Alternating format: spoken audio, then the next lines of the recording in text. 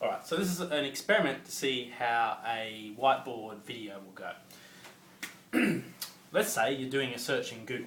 So you've got your Google search page, and different things might show up depending on what you search for, but usually you'll have a page title and there's a bit of a description,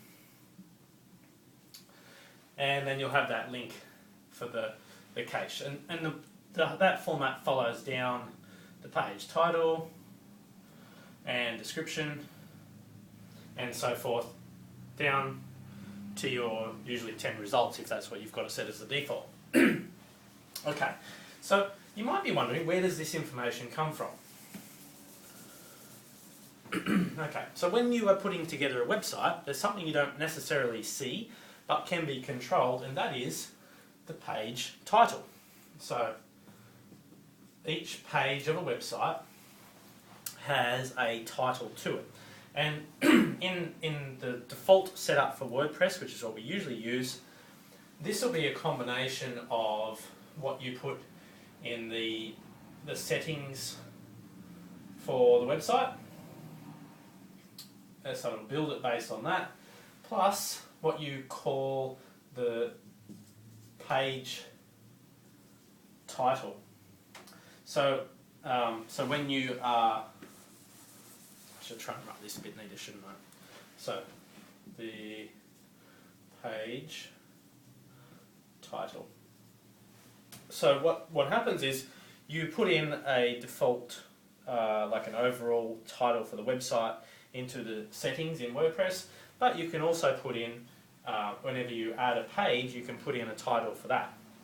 And so you get this composite of, and it will look like, page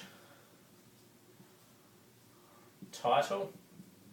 You can tell I don't really write on a whiteboard for employment, don't you? And then it'll put a stroke in, and then site title. Okay, so this is going to be the keywords that basically are going to show up in that Google result when you were searching. Now the next bit of text is a little bit dependent on what Google sees as kind of important for your page and what someone's searching for. But there is a general, so it may change depending on what is searched, but the general rule of thumb is that it will take the first available text on the page. So you might have your logo, and you've got like a menu bar, and the first paragraph of text that it sees is what it will grab.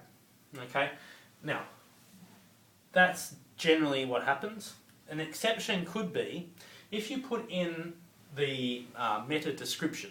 Now the description is like it's the hidden data that you don't see. Now that in itself is not necessarily going to change whether you rank first or last or whatever. However, that meta description can sometimes be, well, it will always be, above the other text in the page, but that still doesn't guarantee that that's what Google decides to put in for the search results, because it might think that some other wording on the page lower down is more relevant. It really depends on the keyword and whether the site is ranking for that reason, or if it's ranking because it's a local website, so geographic positioning.